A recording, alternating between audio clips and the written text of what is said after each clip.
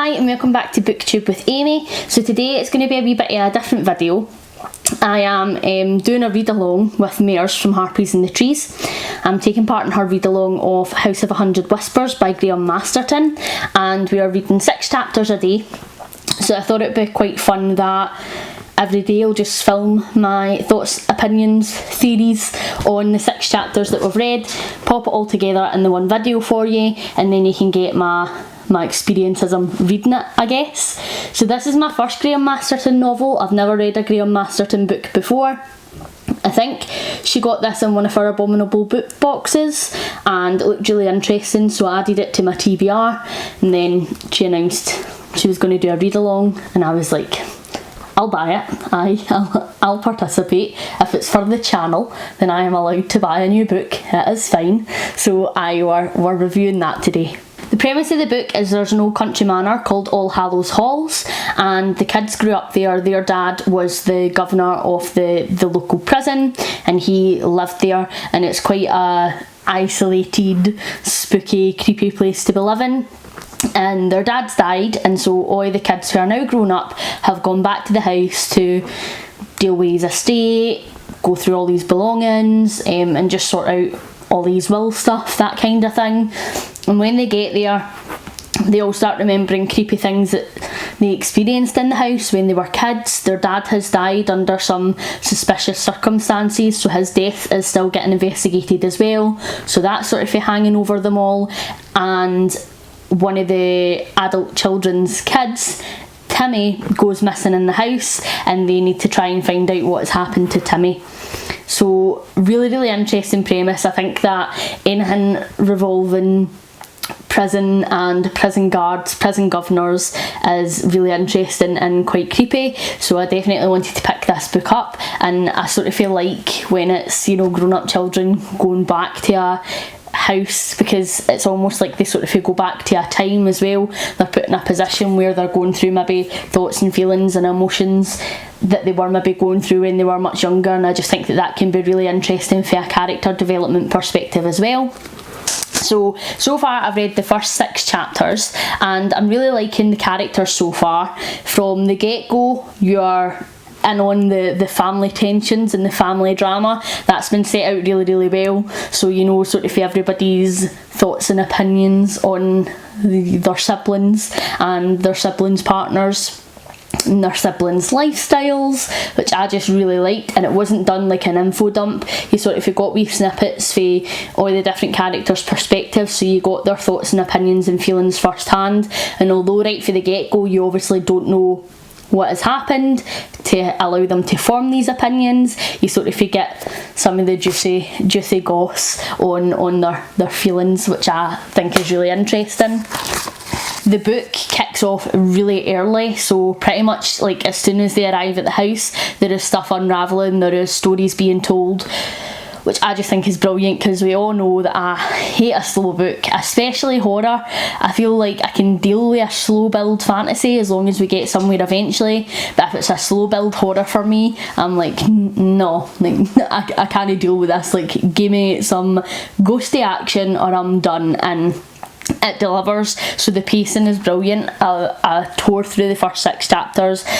You're just hooked, I think, for page 1. Well, I was hooked for page 1, so I really enjoyed that, and I liked that things were sort of kicking off and you weren't having to wait a wee while for, you know, some paranormal activity to be happening. I think as well, like the reason that they're all going back with their dad having passed, it's like they all sort of have this sense of obligation, but they also sort of all want a wee piece of the action. So he has this big beautiful house, they're all, you know, wanting a bit of that, and they're talking about money, and like they're like, oh, like we think that this might only sell for £500,000, you know, and it's like, oh my god, like imagine splitting £500,000 between the 3s, like that is so much money.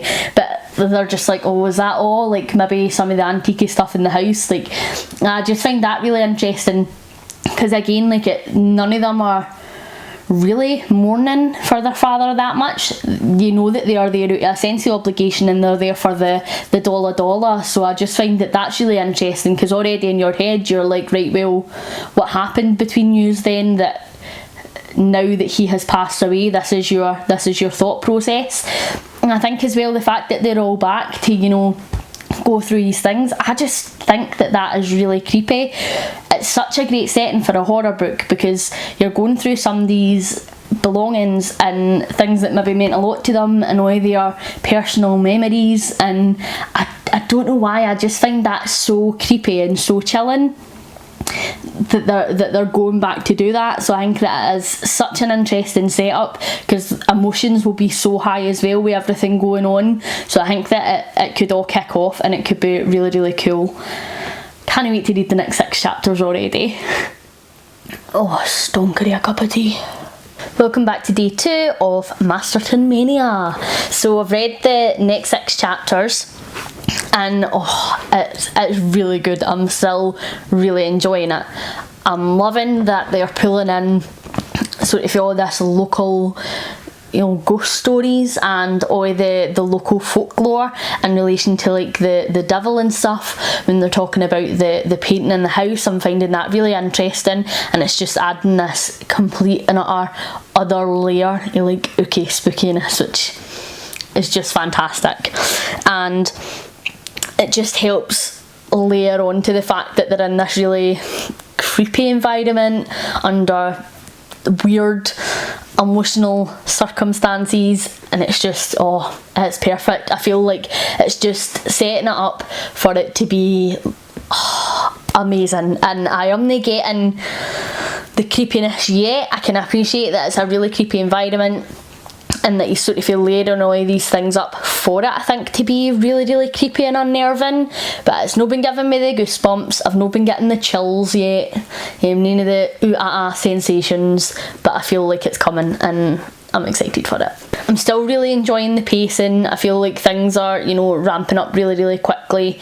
We're not having to wait for ages, and I feel like we're already at a 10. So I think that anything that happens now is going to be really supernaturally, it's going to be really weird, and I'm buzzing for it. I feel, like I just want to binge read it. I think I'm finding it difficult to actually withhold and stick to the 6 chapters a day, because the book is so completely bingeable, and we know what I'm like for a binge read, but I will stay true. At this point in the book, Timmy has now gone missing as well, and they are all sort of searching for him and trying to find out what's happening. We've been introduced to another couple of characters at this point, you know, the local policeman and such, and it's cool getting to be with them as they explore the house, because we are getting to explore it along with them. And all these, you know, different rooms, and again, like, because they're exploring the house, they're sort of talking about different things that has happened in the house, and it's just really interesting. I'm really enjoying it. So far I don't have any theories as to what's going on. I think that it is a wee bit too early, but I think that maybe by the next couple of chapters I'll have a theory. I've already a couple of things brewing, but I don't feel like I have enough information yet to be confident about the theory, so we'll wait and see. But I'm just finding it really interesting. I think that the character dynamics are really cool because of all these tensions that we know they have, and I just think that it's brilliant that now that they've already been in a highly emotive, quite creepy situation, but now it's also really stressful because there's a child missing, a child that they all really care about, so they all want to do their bit to find them, and they all have different opinions as to what they should do and how, you know, best to approach the search. And I just think that, like, Masterton has set these characters up for a really, really highly strung, stressful time, and I think that when the supernatural stuff starts amping up a wee bit more as well, that'll be really interesting, because I think it'll put the characters in a position where they're like, right, am I just really stressed, or are there ghosts? And that's my favourite, when we're almost sort of trying to figure things out with the character and the characters try to figure it out for themselves, whether or not there is actual supernatural stuff happening, and whether it's wee ghosties or whether, like, they're just a wee bit stressed. So I think it's going to be brilliant, and I can't wait to read the next 6 already. I feel like that's how I ended the last segment, but, like, it's true. Hi and welcome back to day 3 of Masterton Mania. It is still absolutely sweltering here in Scotland, and I am here with like my big cozy cardi on, because I'm thinking if I just start pretending that it's autumn, maybe I'll actually manifest it being autumn, and the horrendous heat wave that we are having will just like disappear. I mean, it's no working. I'm just sitting here even more sweating because I'm in a big cosy jumper when it's like 20 odd degrees outside, but this is my theory and I'm sticking to it. And speaking of theories, I have one. So let's jump into it. So firstly, at this point in the book, they're making some really interesting discoveries. So when they've been searching the house for Timmy, they've went upstairs to the attic and they have found, you know, loads of bags and loads of belongings that have got prisoners' names on them. Wee bit suspicious. And then they've also found like a ledger of some sort, and their dad has been receiving big quantities of money and they don't really know where the money's come from. It looks like he's just sort of got initials beside it, and it's certainly like a million miles away from the amount of money that the lawyer says that he had. So they're like, where's all this money went? Who's been getting it all? Something's no right. And they still haven't found Timmy at this point. So here is my suspicion thus far. So I think it's definitely something supernatural happening. I don't think that there is a rational, logical explanation. They had sort of spoken about the fact that maybe it was like a squatter or somebody coming in to attack their dad, and that's how he was killed, but like nothing was taken. There was no signs of forced entry, so like something's just no adding up. So I think it was definitely something supernatural that killed their dad. But here is my thinking.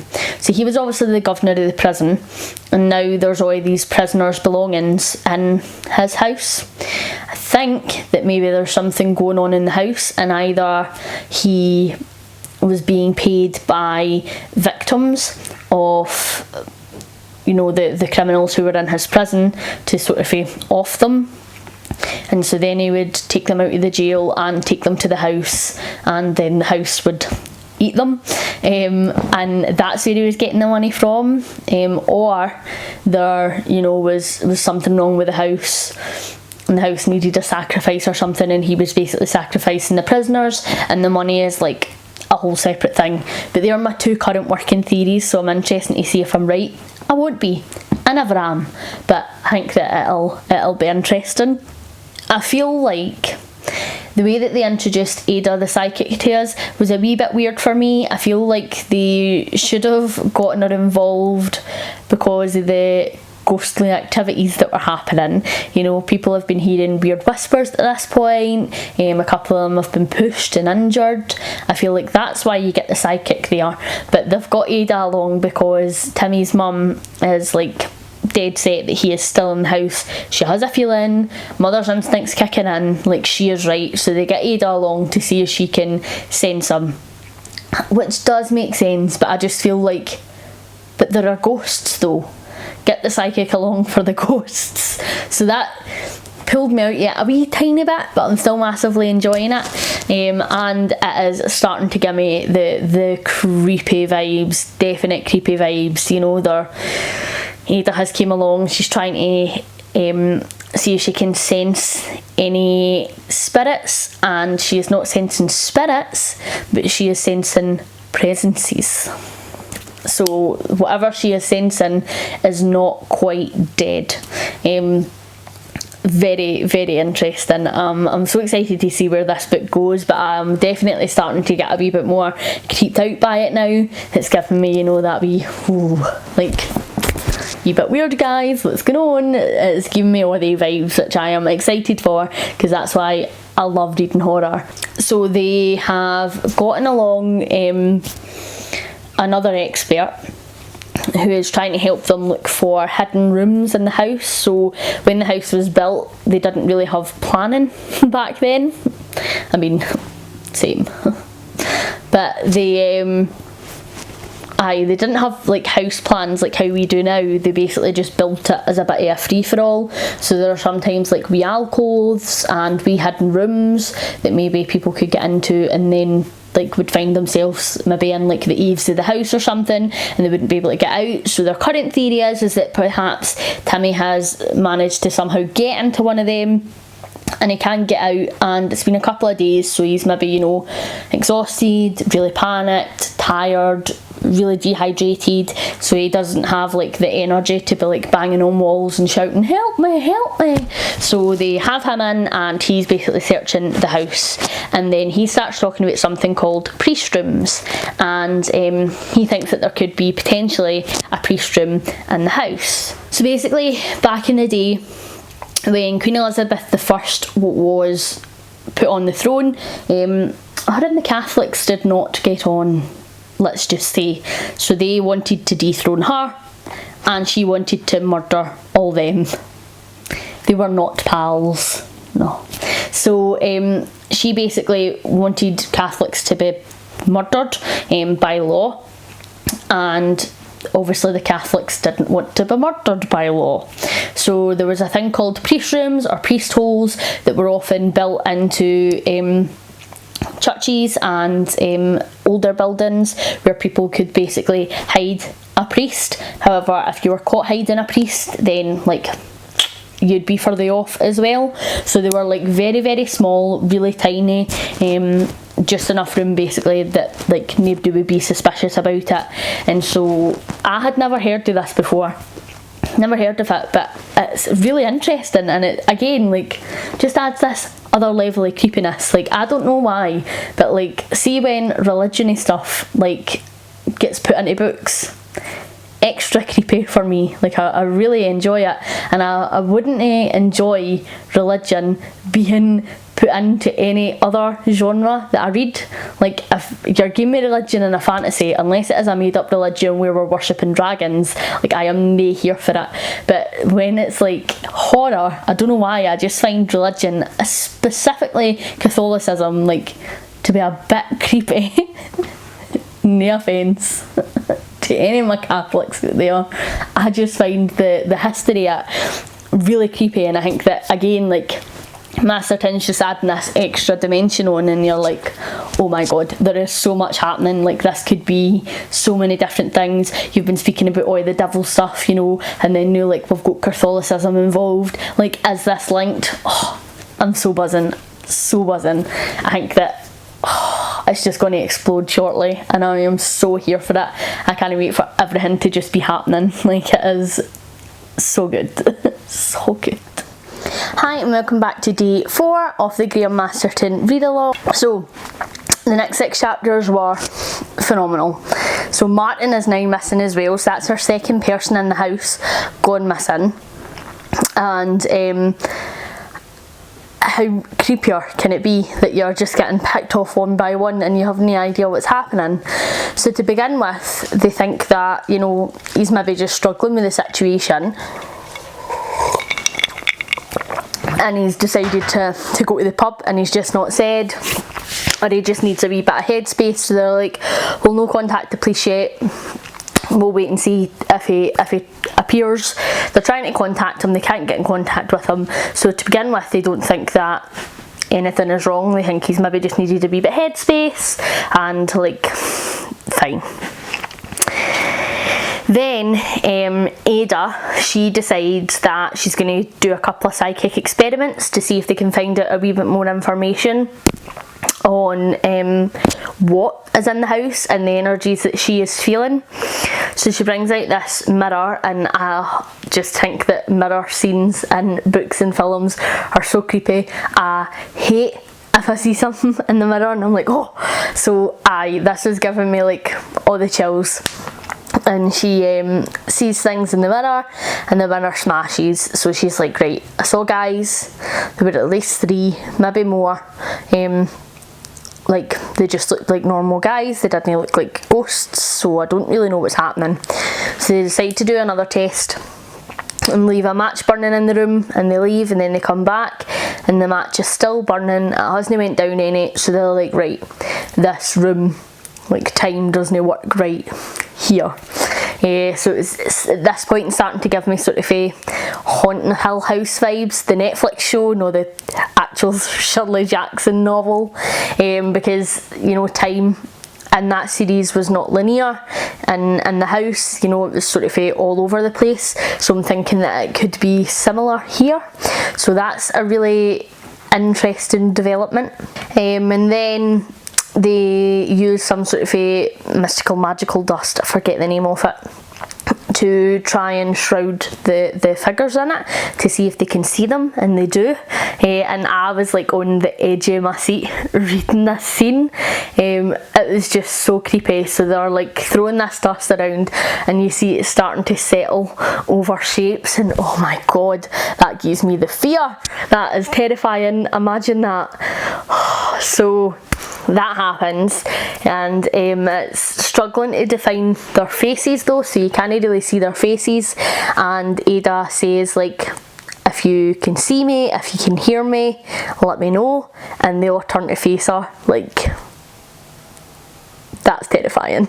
Like, I wouldn't know, but trying to talk to the ghosties, like, absolutely not. So she is a far braver woman than me. Unfortunately though, it doesn't seem like they are too pleased about the fact that she has been trying to make contact with them and trying to find some stuff out, and they start grabbing at her, and she's, you know, screaming, let me go, let me go. At this point they have shaken off the dust, so the other people who are in the room are struggling to see them, and they just steal her through the wall. That is just so eerie. Imagine just watching somebody disappear into a wall. That is some, like, Doctor Who shiz. It's terrifying, frankly.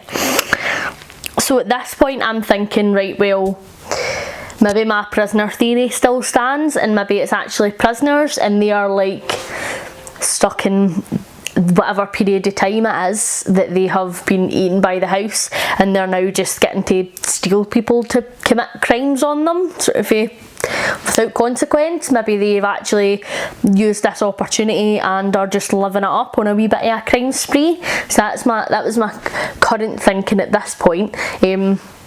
I still wasn't really sure about the money and stuff though, or really what the dad was getting out of it, but that was my theory. And then the DNA evidence comes back for the suspected murder weapon on the dad, and one of the son's DNA is on it. So he is adamant that he wasn't there when his dad was murdered, and he's like, ask the neighbours, ask my wife, ask the wee dude in the corner shop, like, I was not there, like, I was 200 miles away at home, like, it was not me. But it's revealed at this point as well that who he believes to be his dad isn't actually his dad, and it's been suspected. There are hints dropped throughout the book as well, so you're like, oh, mere family drama, which I am loving. This is like Jeremy Kyle in a haunted house. It's so good. So he's like, it wasn't me. So at this point I'm thinking, right, well, was Timmy involved then? Because Timmy's his son, so they would share the same DNA. You know, potentially Timmy could have been involved. I don't really know how, but maybe like there was some sort of a weird timey effect, like he has went missing at 5, could have went back, sort of he found out what was happening with the house. Maybe he could have even influenced his granddad to change the will, because Timmy is obviously going to get the house. It's not going to be his kids, it's going to be his only grandson, so maybe Timmy's managed to manipulate that somehow, and maybe Timmy's actually committed the murder so that he gets the house. And Timmy's dad has also spoken a bit about his childhood in the house, and how he was always really scared when he was little, because he always thought that there was a little boy under his bed. Like, imagine if that was Timmy under the bed. That would blow my mind. So I've no idea at this point, but that's maybe something, maybe nothing, who knows. But it's definitely getting creepier, and the paranormal activity that's happening is really like up upping the ante here.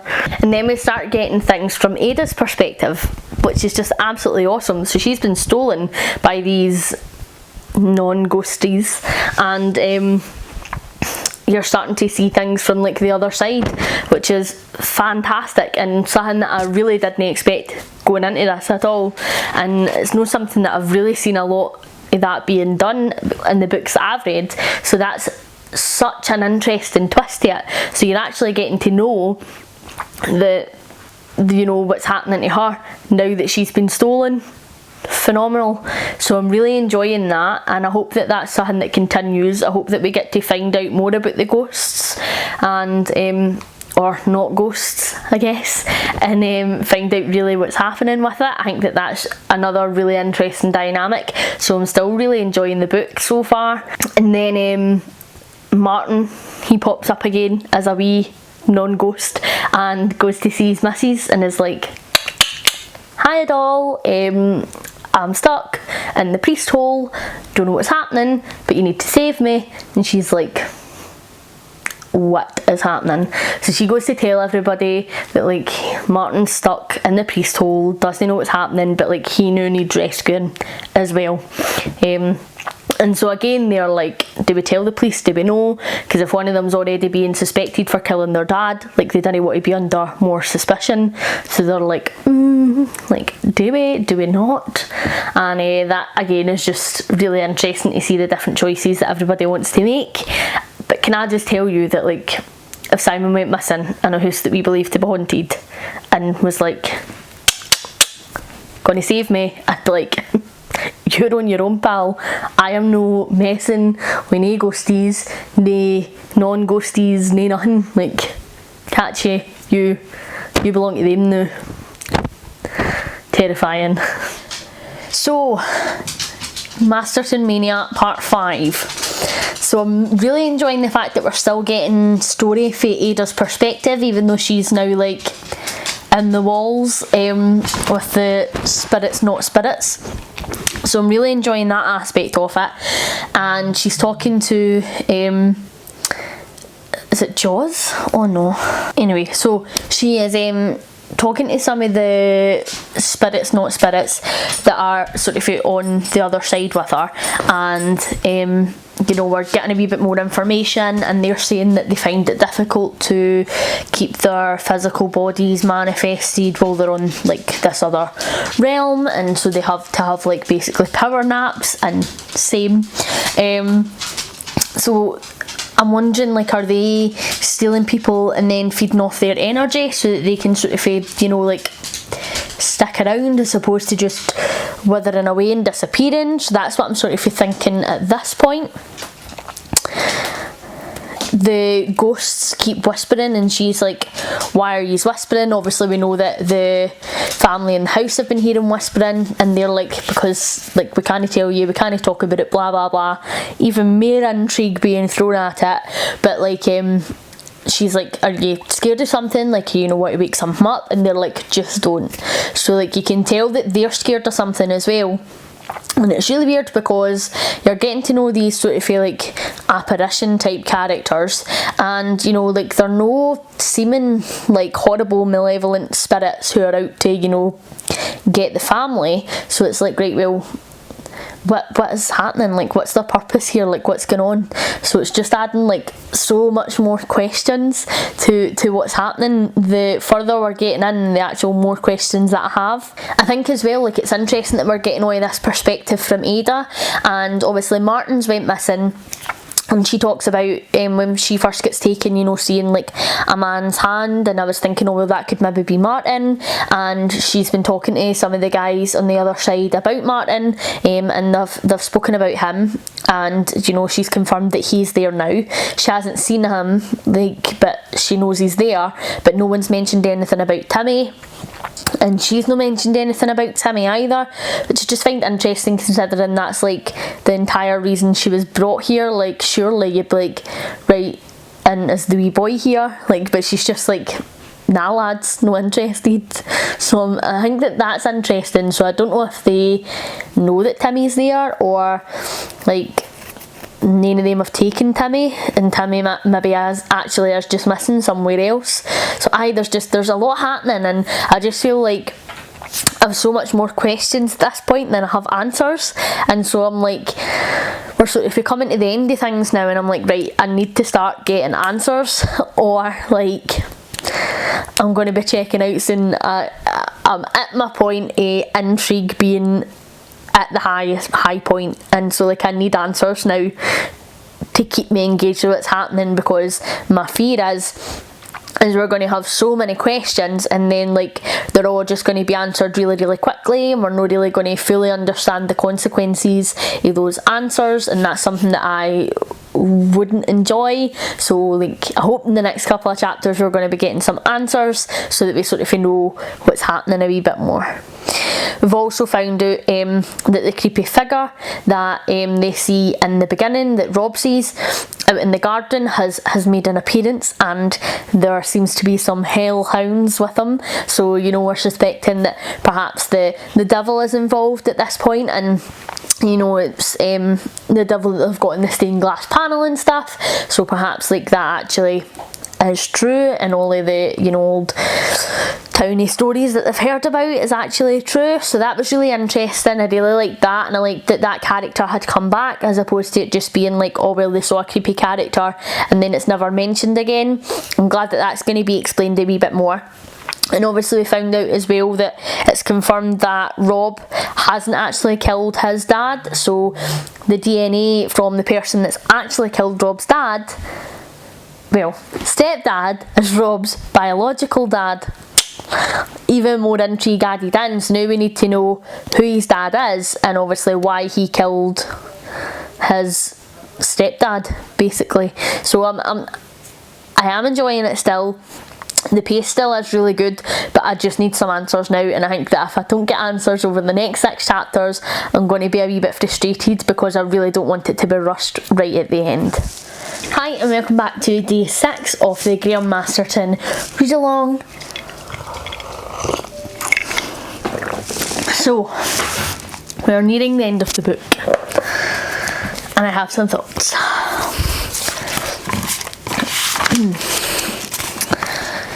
So I'm liking that the religious aspect of it is having a wee bit more to play, obviously with the priest coming in. It's giving me, you know, exorcist vibes, which is awesome. So I'm really pleased that that's having a wee bit more of a part to play. Obviously I was talking earlier in the video, earlier in the week, about really enjoying that aspect of horror, so I am pleased. And they were talking about when Frances is going around with the wand, about the old goddess and how she hates nice weather and the sun, and like, that's me. I wish I could turn into a rock and not have to deal with the heat when it's warm, because I hate it. So I really want to talk about Frances, and I really want to talk about Ada in this section. So we'll talk about Ada first, and I'm just a wee bit unsure why she is as trusting of the presences as she is being, because if I was in that situation, I'd be like, these have kidnapped me, like, let's just no be pals. But I appreciate, like, if she felt like she was going to be stuck there forever, that she would maybe want to have, you know, some people on her side, but she still seems to think like she's going to get out. So then I don't know why she is being as trusting of them as she was. And then the scene where, you know, they're getting to go and be unlocked, and I was like, don't though, because like, if they're real and you're real, then stuff could occur. And like, they've already made comments that they have been trapped there for hundreds of years, and you know, Jaws has already made comments about, you know, I'd take advantage of you if I could, like, I might take advantage of you, blah blah blah. So I was like, red flag, like, no, don't. But she did, and it's just nice to know that you know, men are still scumbags after they've been locked up for hundreds of years. But I'm so glad that Martin came to save her.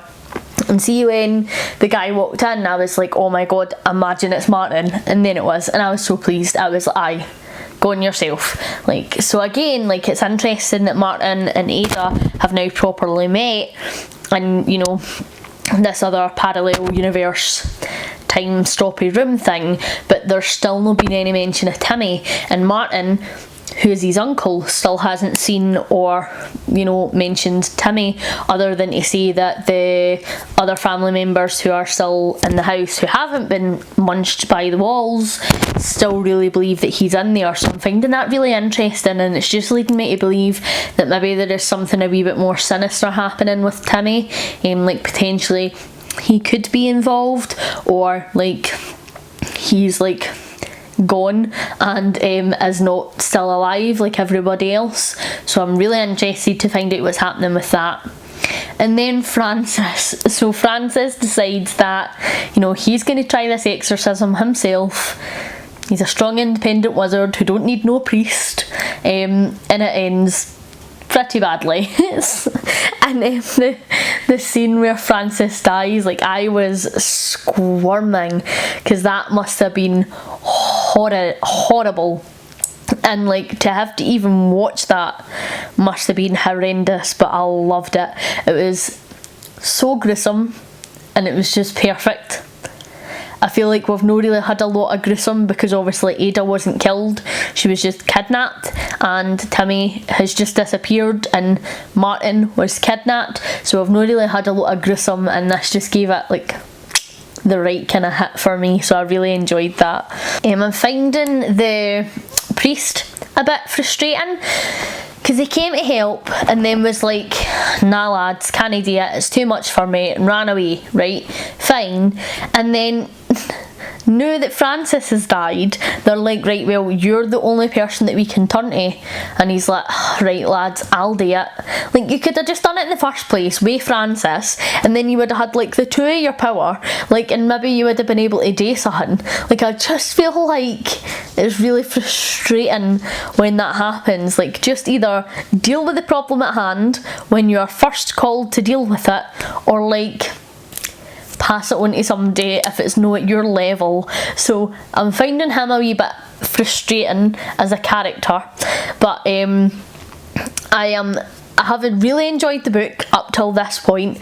I'm just now really nervous that I'm not going to get all of the answers that I want, because we only have 6 chapters left, and we still need answers about Timmy, we still need answers about who's Rob's dad, about why Rob's dad killed Rob's stepdad, whether the family knew, you know, that Rob was illegitimate, whether like they knew he had a different dad.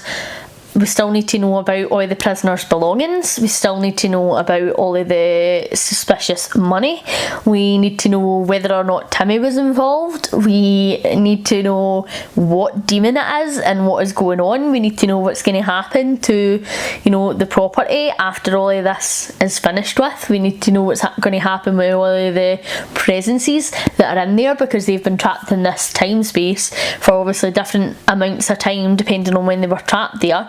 Like, there is just so many questions, and I'm just really concerned I'm not going to get all the answers, but I'm hoping that I do, because if we do get all of the answers, then I think it would be a fantastic 5-star read. If we don't get all of the answers, then I don't really know where it would lie, because it would just be really disappointing. But hopefully it'll pick up a bit, and we'll get some of the answers. Welcome to the Graham Masterton Read Along Day 7, the last day. So I'll talk about my thoughts on the last 6 chapters of the book, and then we'll review my theories and see if I was right or wrong, and then I'll just give you sort of my overview on the book and my star rating. So for the last 6 chapters in the book, I feel like I got a lot of the answers that I was craving, so I am really, really pleased. I was actually dreading going into the last 6 chapters, thinking like I might not be getting the answers that I want here, but Graham Masterton provided, so I am pleased. I was just talking about yesterday how much I was finding the priest really annoying, and he comes, he goes to do his exorcism shizness, and doesn't end well for him, and I believe the quote was, his head exploded like a watermelon. Wow. So I'm pleased I didn't need to deal with him for all last 6 chapters. I just felt like he was really frustrating. So I don't know, I felt like it was a wee bit unrealistic for Rob to save the day, because like he's just an average guy, and there's been like a witch / medium / charmer come in, she's not been successful. There's been, you know, like the wee priest holy guy, he's not been successful. There's been the priest, he's not been successful, and these are people who are working with, you know, supernatural beings in the occult sort of day in, day out, and didn't work out too well for them. So I felt like it was a wee bit unrealistic for Rob to save the day. However, I do like Rob's character, and I think that it was actually nice to see him, you know, have a set of balls and step up to the plate. Although it's frustrating again that he couldn't have just done it like right for the get-go, and saved the day without, you know, Francis getting killed, the priest getting killed, but fine, like fair. So Rob saves the day, and he leads the demon out the house. He has found out from the wee wizard man that the demon potentially is scared of water, but he's not really too sure. And, you know, I mean, it's not like there's a How to Kill Demons for Dummies book, so for his research he has gathered that he might be scared of water, and Rob leads him out on the top of his car to the local lake and dumps him on in, and he dissolves like a barocca, and then that's how the demon goes. Wee bit disappointed in that. I feel like that was a bit easy. There wasn't even, you know, a moment where it was like, oh, he might no die. It was just like straight to being dissolved. It just felt convenient for me, and again it sort of pulled me out of the book a wee bit. But then when Rob goes back to the house, that's when we get a lot of the answers that I've been craving. So is Timmy still alive? Yes, he is there, and all the people who have been trapped in the room for years and years and years and years are like, we want proof that the demon isn't still here, because if he comes back in, like, we didn't want to be trapped here for eternity again. So he's like, look guys, here's the script, and he provides them the proof. So they're like, sound, we'll come down. So Jaws, he is holding Timmy, and he's like, we have a real emotional connection, we're bonded, and they're like, what? And he's like, aye, because he's my grandson. And it turns out that Jaws is Rob's dad. So I was right when I was speculating about whether or no Rob's dad was a ghost. So I'm pleased, props for me. And then the police rock up, and they're like, right lads, what's the script here, like what's going on? And they have done some digging of their own, and it turns out that all the prisoners that the governor had sent on this special programme never arrived at the other prison. Suspish. So yep, turns out that the governor was, you know, bringing them onto the house and keeping them there for years and years and years, and stealing all the dollar. So again, I was right with that, which I am pleased about. It is no often that I am right, so I'm really pleased that I managed to call it correctly, and I've not just made a total idiot of myself. But I was really pleased that we got the answers around Timmy and around Rob's parents, and obviously, you know, what happened with his dad's killing, and it was his biological dad that done it, and he admitted that. And then what's going to happen is all the people who were prisoners who hadn't completed their sentence were going to get taken back to prison to complete their sentences, and everybody else would be free to go. However, they all just start, you know, crumbling and turning into ash and dust and what have you, because they've been alive for hundreds and hundreds of years, and so you know, that's not happening. So they're not getting to live a life, so they all just sort of dissipate. And then the people who have been, you know, trapped in there, so you know, your Martins and your Adas, they are just free now, which is class. And the only thing that isn't really resolved is then what they're going to do with the house. I don't feel like we got a real resolution on that, whether or not they were going to keep it, or whether they were going to, you know, demolish it, get rid of it, sell it, whatever. It's obviously still in trust for Timmy, but I mean, I think that given everything that's going on, they could have maybe, you know, found a way around that. So I felt like we didn't really get any resolution there. And again, I felt like we didn't really get much resolution in the way the family tensions that are built up so well in the beginning. We didn't really find out a lot of the reasons why the siblings felt the way they felt, but I mean, the book stands well enough on its own without the additional drama. I just thought that they were really interesting dynamics, and they were set up so much so for the beginning that they were going to have a bigger plot point maybe in the end, but that never really came to fruition, or maybe I've just missed something. So if anybody else has done the read along, or they've just read this novel and you feel like perhaps I have missed bits, please let me know down below. Maybe it was just really subtle and I haven't picked up on it, because I mean, I was here for the ghosts mainly, so I was focusing on all of that stuff, and maybe I've just missed, you know, the subtleties of the family politics, because I'm such an out and out person. Like, if I just think you're a ball bag, I'll just be like, you're a ball bag, and here's why. So sometimes I miss, you know, the subtleties when people are being a wee bit catty and a wee bit sly, so maybe I have just totally blanked on that. But I did enjoy the book. I felt like it would have been a wee bit more interesting if we learned a wee bit more about the governor and his motivations. I know that obviously he was motivated by money, but I think it would have been cool to find out, like, did he know what was happening to these criminals? Did he know about the house? Like, or did he discover it by accident? Like, what was the script there? I think that bit of backstory could have been really interesting. And then was there like some sort of a justice thing behind it, like, well, maybe their life in prison's too cushy, so let's just take away everything from them, including like their physical bodies, and keep them here forever. I think that could have been a cool twist on it, but we didn't get any of that either. So for me, I'd say that this book was fairly middling. I flew through it. It was a really quick and easy read. I enjoyed the really folklore and, you know, historical aspect of it, which is something that I usually don't enjoy in a book. I enjoy folklore, but the historical side of it I usually am never really interested in, but I really loved how they married that with the religion themes in this book, so I found that really interesting.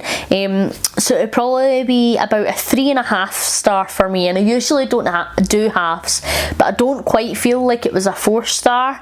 I feel like there was just too much missing in it for me, and then just felt a wee bit too convenient, but I still thoroughly enjoyed it, and I've really liked doing the readathon.